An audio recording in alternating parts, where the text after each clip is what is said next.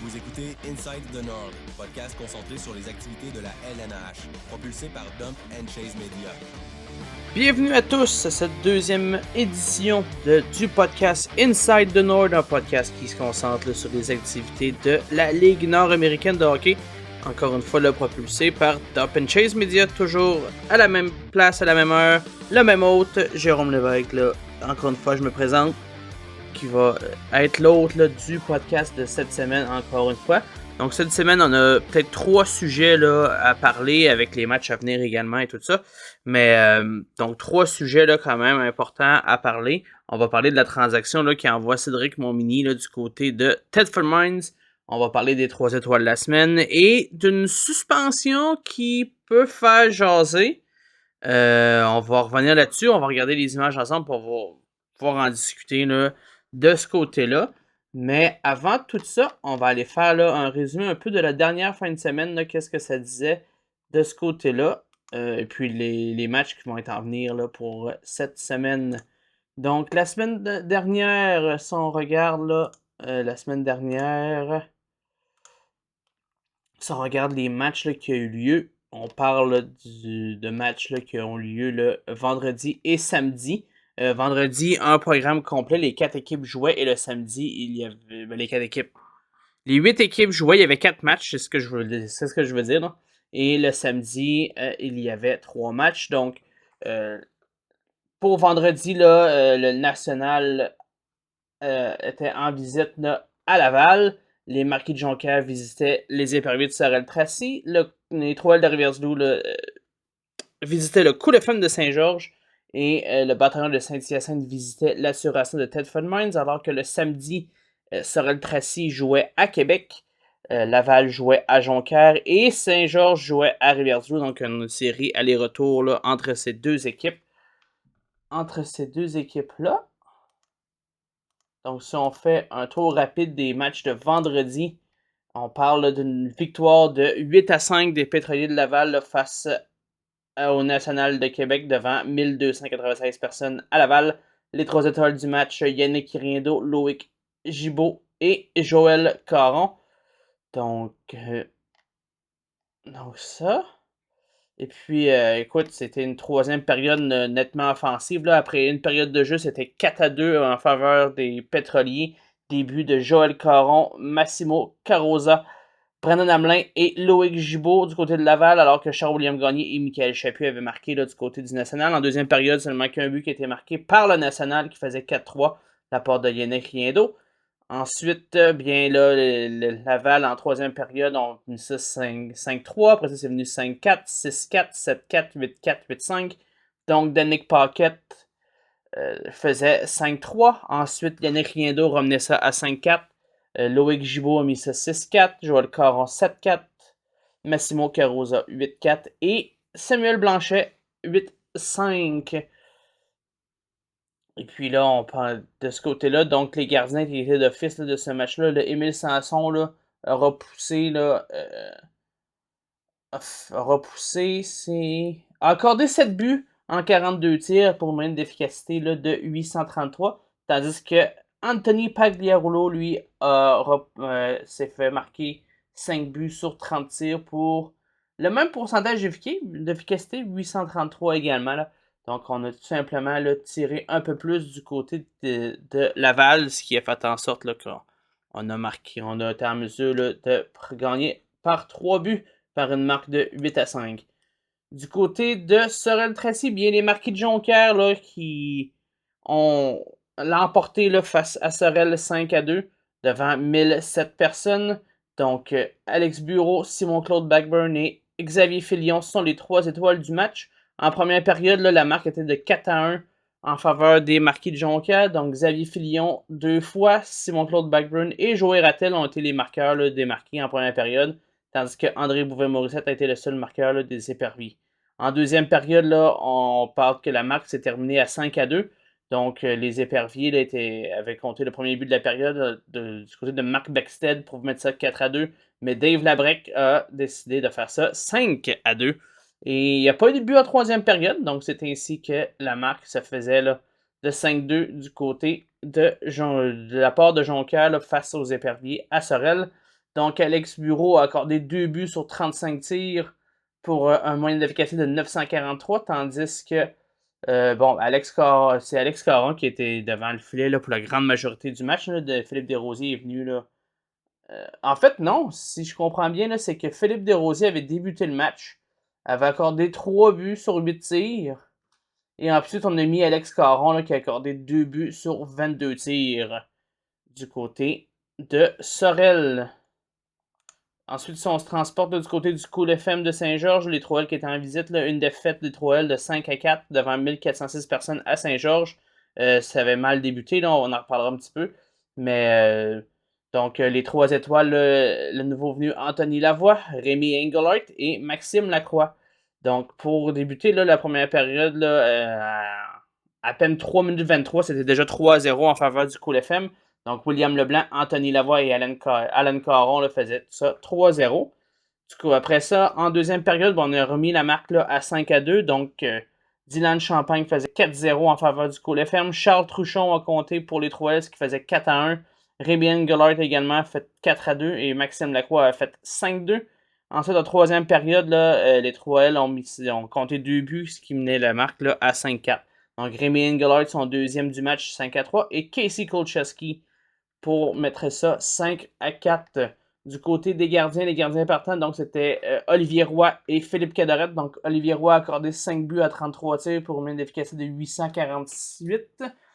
Et bien, Philippe Cadorette a accordé 4 buts à 24 tirs pour une efficacité de 833. Donc, entre guillemets, Philippe Cadorette a été moins efficace qu'Olivier Roy, mais c'est quand même le Cool FM là, qui a réussi à s'en sortir avec la victoire. Et pour le dernier match de vendredi dernier, donc le bataillon de Saint-Hyacinthe face à l'Association de Telford Mines, le bataillon qui l'emporte 2-1 devant 1187 personnes à Telford Mines. Les 3 étoiles du match, Jean-Raphaël Roy, Maxime Chagnon et Zachary Boutillier. Donc, il n'y aura pas de but en première période. On s'en va en deuxième pour avoir des buts. Donc, ça fait 2-0 à la fin de la deuxième période en faveur du bataillon. Donc, Maxime Saint-Cyr, son 4e de la saison. Et Guillaume Gauthier a marqué le deuxième but du bataillon. Tandis qu'en troisième période, le seul but marqué fut par l'assuration de Telford Mines de la part de Maxime Legault, d'une passe de Cédric Montminy et de Pierre-Maxime Poudrier. Si on regarde les gardiens, l'efficacité des gardiens, donc Zachary Boutillier, là, du côté du bataillon, aura poussé. S'est fait compter 1 but sur 29 tirs pour 966. Tandis qu'Étienne Marcoux s'est fait compter 2 buts sur 31 tirs pour 935. Et ensuite, on va aller voir là, les 3 matchs du samedi. Donc, comme je disais, Sorel-Tracy était en visite à Québec, Laval était en visite à Jonquière et le Cool FM là, terminer la série aller-retour là, du côté de Rivière-du-Loup. Donc, si on regarde là, du côté des... On va en reparler là, de la partie des entre Sorel et Québec. On va en reparler plus à la fin du podcast, à la fin de l'épisode. Mais on va revenir là-dessus. Donc, le National qui l'emporte 5-2 devant 870 personnes, quand même. Mais c'est sûr que là, avec le National qui commence à gagner et tout, là, qui sont quand même 4-2-1,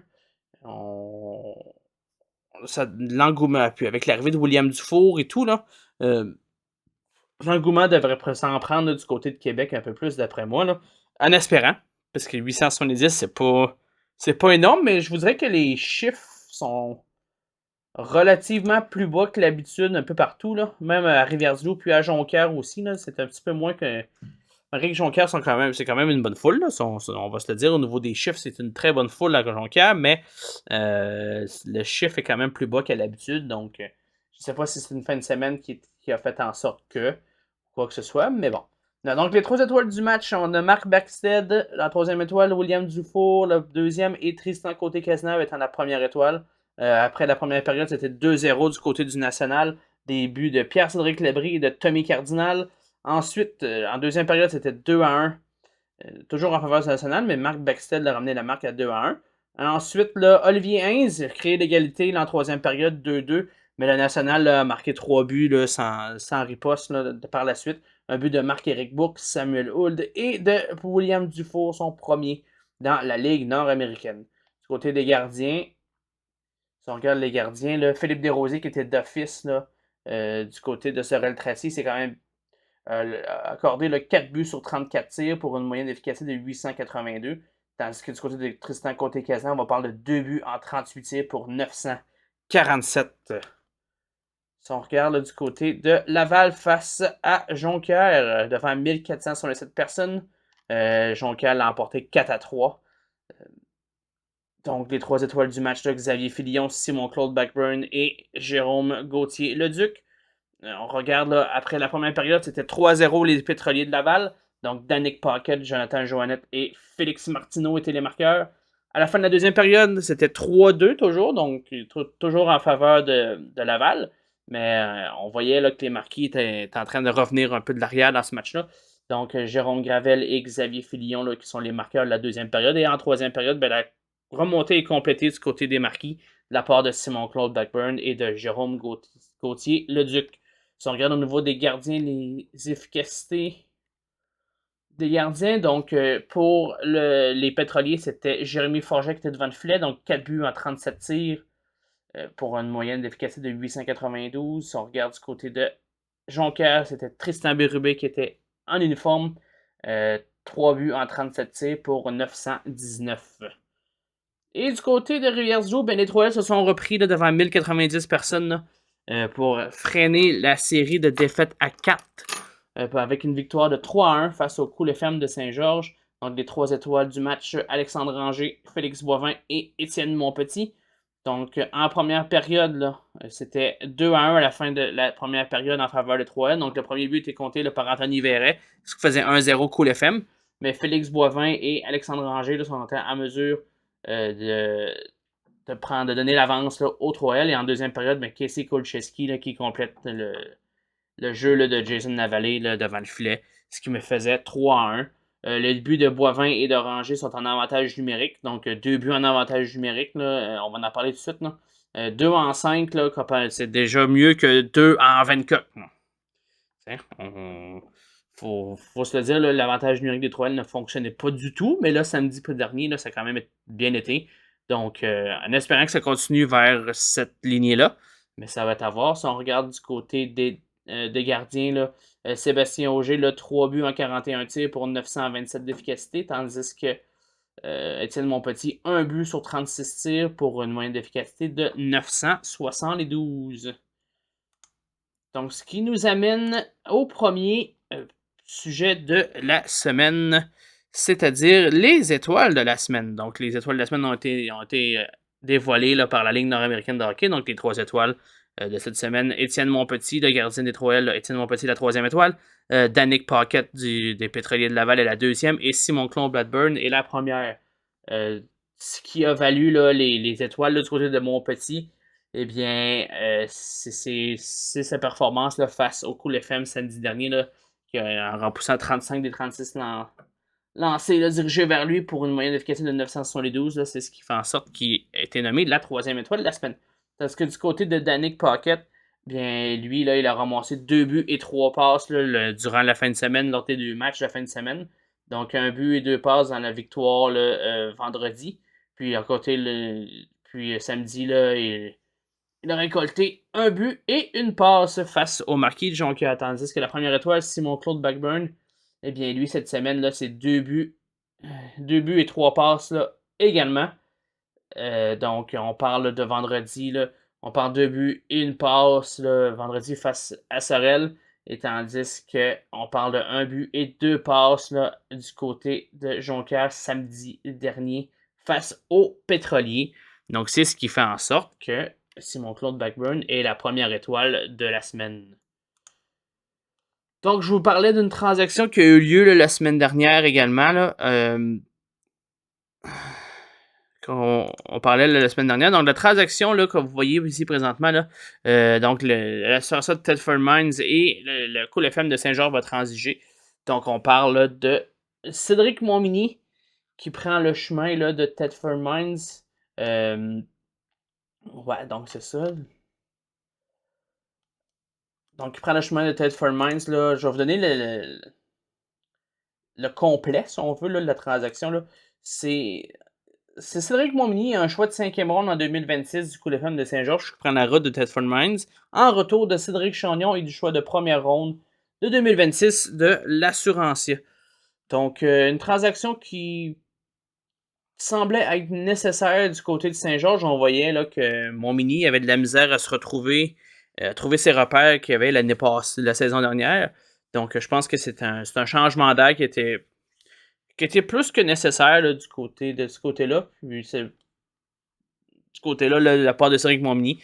Puis du côté du School FM de Saint-Georges, on va chercher un gars comme Cédric Chagnon qui a peut-être pas la plus grosse feuille de route, mais qui joue de la bonne façon là, de la Ligue nord-américaine. Donc, c'est sûr que là, les 2 derniers matchs à la fin de semaine, Cédric Chagnon n'a pas récolté de points, mais quand même à plus 1. Donc, plus 1, 4 tirs. Là. Donc, quand même, là, on voit qu'il y a quand même un apport là, sur l'équipe. Fait que, de ce côté-là, là, on peut pas en demander énorme, tandis que du côté de Cédric Montminy, ben, il a récolté une passe là, dans une cause perdante là, sur le but de Maxime Legault là, face à Saint-Hyacinthe. Donc, ça reste à voir. Mais non, c'est ça. Donc, c'est une transaction que je pense que on avait besoin d'un gars comme Chagnon du côté de Saint-Georges pour peut-être justement là, avoir des joueurs qui sont un peu plus grit, si on veut, puis qui sont capables de jouer de la bonne façon dans la ligue. Puis en plus que Cédric Chagnon va retrouver là, son capitaine de l'an dernier en Loïc Marcotte. Donc, ça peut être un élément de plus là, qui attire là, bien des choses. Et puis, qui peut amener une chimie, puis un certain hop dans une chambre qui n'a peut-être besoin là, du côté du School FM, là, qui a une saison qui va un peu moins bien. Puis Montminy, ben, je pense qu'il avait juste besoin d'un changement d'air là, pour pouvoir se relancer là, du côté de dans la Ligue nord-américaine. Donc, ça fait un peu le tour au niveau des statistiques ou quoi que ce soit de cette semaine en tant que telle. Mais là, on va embarquer sur un sujet qui m'intrigue. Mais avant ça, on va se donner les invitations pour la semaine. On est le 31 au moment où on se parle. De ce côté-là, on est le 31 octobre. Donc, il y a des matchs. Là, c'est un programme complet ce soir, encore une fois. Et demain, eh bien, il y a, si je ne me trompe pas, c'est 2 matchs. Donc, pour ce soir, les matchs locaux, il y a une petite promotion là, du côté de la Ligue nord-américaine et du commanditaire, un des commanditaires là, de la Ligue, le Rona, qui pour les matchs locaux. On en reparlera, mais on en reparlera. Donc, les Nationales de Québec visitent les 3L de Rivière-du-Loup ce soir. Les Pétroliers de Laval visitent les Éperviers de Sorel-Tracy. Le Marquis de Jonquière visite le Cool FM de Saint-Georges et l'Assurance de Thetford Mines visite le bataillon de Saint-Hyacinthe. Donc, c'est un peu l'aller-retour de la semaine dernière là, du côté de Saint-Hyacinthe et Thetford Mines. Saint-Hyacinthe qui avait joué à Thetford Mines, c'est Thetford Mines qui va aller jouer à Saint-Hyacinthe pour ce soir, tandis que demain, eh bien, les éperviers seront en visite à Québec et le bataillon sera du côté de Jonquière demain, le 1er novembre. Donc voilà, donc c'est un peu les matchs qui sont à l'horaire là, cette semaine. Donc là, je vais vous montrer une séquence. Pour ceux qui écoutent sur Spotify, là, allez voir. C'est le moment de jumper sur la version vidéo là, sur YouTube. Là. On va voir une séquence, on va en parler. Puis on va parler de qu'est-ce qui s'est passé aussi là, autour de cette séquence-là. Il y a des choses qui me tracassent là, de ce côté-là. 5 secondes seulement à faire. Et c'est ça qui termine cette rencontre.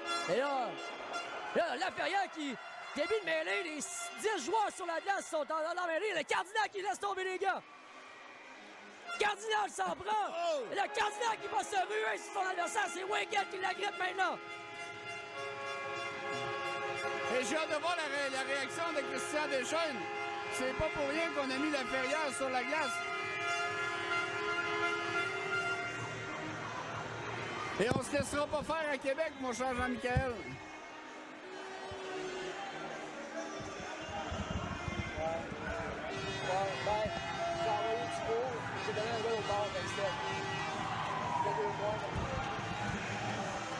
Et Laferrière qui rit.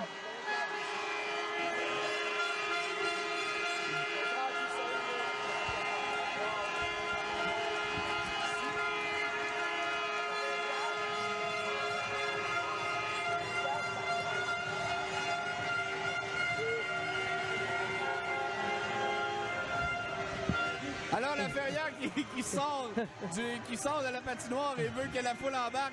Et Cardinal, wow! Furieux combat de Cardinal, on le revoit là. Hey, il a donné une correction. Mais ça, c'est en fin de match. Et là, Potvin va voir Cardinal, l'invite dans le centre. Là les bancs, il ne faudrait pas que ça se vide. Le Potvin veut y aller avec Cardinal. Cardinal le regarde en riant. Là, Labrie, c'est Wickett qui va aller jaser avec Labrie.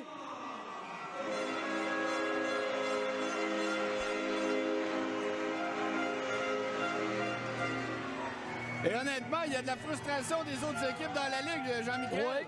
L'an dernier, on battait Québec rapidement et ça faisait pas mal jouer contre. Et Cardinal le regarde. Il dit, va tomber, ça sert à rien, mon homme. Cardinal qui nargue tout le monde. Il fait la loi. Et là, le shérif. Donc, je vous ai, on a regardé là, la séquence, tout ça, de la fin de match entre les éperviers de Sorel-Tracy et le National de Québec là, la semaine dernière, le samedi dernier. Je vais revenir là-dessus parce qu'on a une suspension là, du côté de Tommy Cardinal qui est suspendu, là, 4 matchs. Au début, c'était un 2 matchs. C'est un 2 matchs automatique, on va me dire. Là. Mais c'est un 2 matchs qui est monté là, à 4 finalement. Au final, dans cette escarmouche-là. Bon, je commence par où avec tout ça? On va commencer par la chose, là.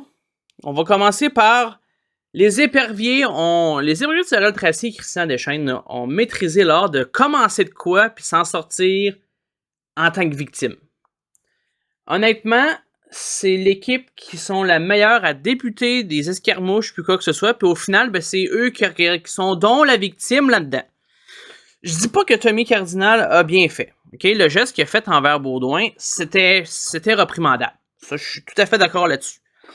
Mais Jeffrey Durocher va pas gosser. Puis, je sais pas qu'est-ce qui a passé dans la tête à Jeffrey Durocher d'aller gosser Sébastien Laferrière. Là. C'est bien le dernier gars, tu t'en vas gosser, là, on s'entend. Là. Mais, tu sais, d'aller gosser Laferrière, puis ça tout déborde de même, puis on pense qu'on va pouvoir se mettre sur un tas, puis pouvoir varger partout. Puis après ça, ben là, c'est ça que c'est ça. Cardinal est arrivé, puis bon, Baudouin a mangé une furie. Et Antoine Waked qui s'en va là-dedans. Dieu sait qu'Antoine Waked n'a pas d'affaire à aller s'en aller dans une mêlée. Là. S'il y en a un qui est bien fait en carton, puis qui est donc fragile, puis que tout il fait mal, c'est bien lui. Là. Fait que, tu sais, je vois pas pourquoi il est allé s'en mêler. Puis à la fin, tu vas le voir qu'il parle avec PC Labrie, puis qui en voulant dire, ben voyons, comment dis ça à ton gars, là, dis ça à ton chum du Rocher, là, de pourquoi t'allais faire une niaiserie de même. Puis après ça, tu redire aux autres de ce qu'elle de faire common, ça n'a pas de lieu, là. Fait que tout ça. Mais le sujet que je veux revenir là-dessus, là, c'est je ne comprends pas comment tu peux rien donner aux éperviers de Sorel-Tracy. Il n'y a aucune sanction qui est donnée aux éperviers. Autant que joueur, qu'équipe ou quoi que ce soit, il n'y a rien qui est donné et j'ai ben de la misère avec ça. Là, je sais que c'est du senior ou quoi que ce soit, puis t'es donc rendu fragile, le senior. C'est pas une question d'être fragile. C'est une question que il y a plusieurs exemples du côté des éperviers de Sorel-Tracy qui ils ont don de pouvoir starter quelque chose, puis que ça vire en dérision, puis que ça vire, on va dire les vrais mots, là, que ça vire en marde, mais ils n'ont rien au final. Au final, c'est toujours eux les victimes. C'est jamais eux qui ont commencé quoi que ce soit, c'est jamais eux les investigateurs, là. Non. Les instigateurs, là. Oh non. C'est toujours eux les victimes. Tu sais, je voulais pas en parler, parce que c'est passé, mais il faut revenir là-dessus, là, parce que c'est juste, cet exemple-là fait juste ressortir les autres exemples qui sont évidents. Match 2 de la finale, la dernière finale qu'on vient d'avoir, là. Le match numéro 2, Mathieu Collard-Gagnon se fait suspendre 2 matchs. Et c'est le seul dans toute cette histoire-là, dans ce match-là, qui a eu une suspension. Jérémy Monloin a droppé les gants et frappé Tristan Pomerleau. Pomerleau a jamais droppé les gants, a jamais frappé. Mais ça, c'est pas une bagarre à un joueur. Non. Kevin Auger fait la même chose à Olivier Mathieu. Mais ça, c'est pas... Puis Olivier Mathieu réagit de la même manière. Il lâche pas les gants puis il frappe pas.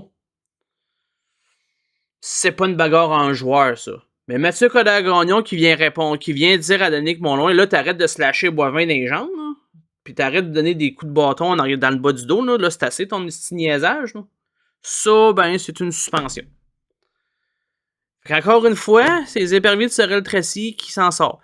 Juste cette année, oui, Kevin Auger a été suspendu un match pour une mise en échec par derrière là, à Olivier Mathieu, mais là, il n'y avait pas le choix. Là. La Ligue faisait rien là-dessus, ça aurait été fou. Là.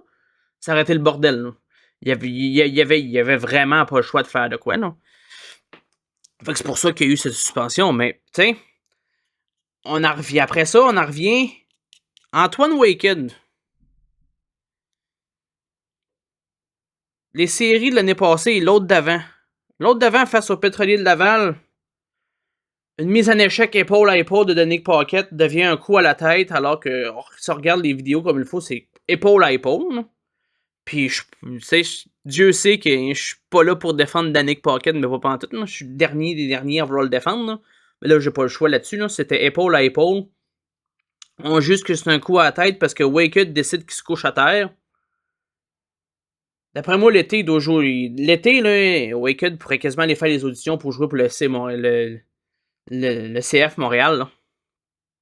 À la manière qui est bon à faker de même. Là. À la manière qui est bon, il porte son surnom d'Antoine Faked puis sur un temps. Là. Encore cette saison, le premier match que les éperviers de Sorel Tracy se sont présentés à Rivière-du-Loup, Mathieu Coderre-Gagnon le gèle, mais légalement. Puis il est resté étendu à terre pour essayer de pogner une punition parce que les arbitres sont allés voir si c'était un 5 minutes. Puis finalement, il n'y avait pas de coup à la tête. Ils ont bien et bien dit que c'était pas un 5 minutes, mais qu'il y avait une punition par après à cause de rudesse parce que tout le monde s'est garoché. Là. Mais Antoine Faked, name it. Là. La journée qu'il va arrêter de patiner la tête dans le cul, là, c'est la journée qu'il va arrêter de se faire frapper. Mais tant aussi longtemps qu'il va patiner avec la tête entre les deux jambes, c'est sûr qu'il va se faire frapper.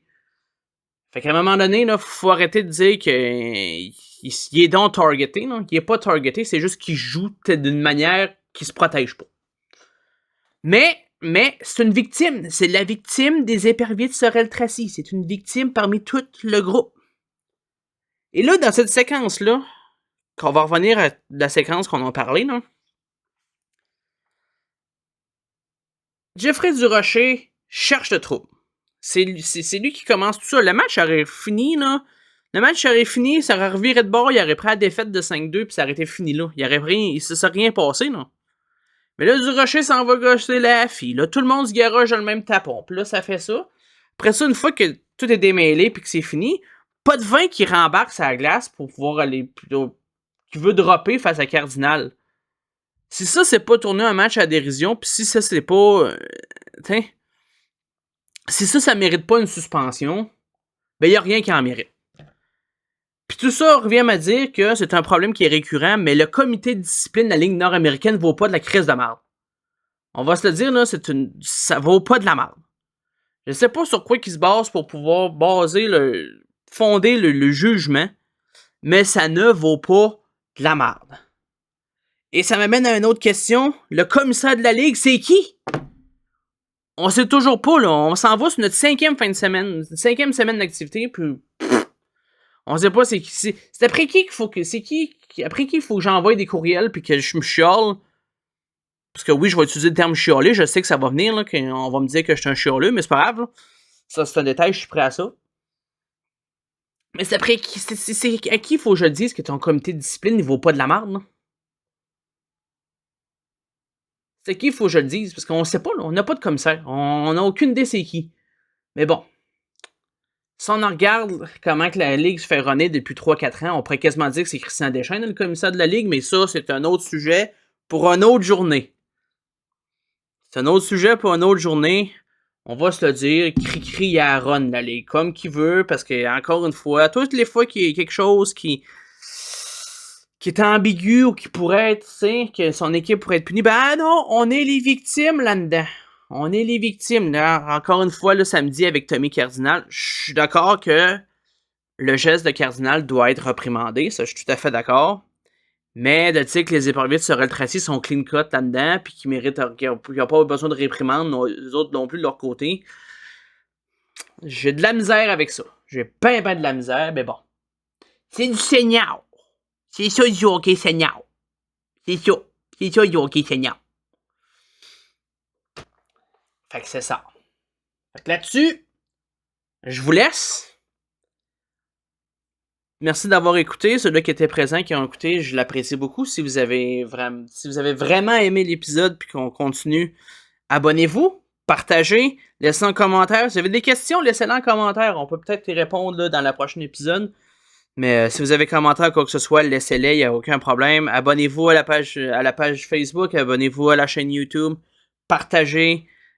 Plus que le monde le savent qu'il y a quelque chose qui se produit, même si le podcast officiel prend relâche cette année, qu'il y en a un pareil, puis qu'on a moyen d'avoir une discussion, puis de jaser de qu'est-ce qui se passe dans la Ligue nord-américaine, ben let's go, allez-y, gênez-vous pas, partagez. Sur ce, on se dit à la semaine prochaine.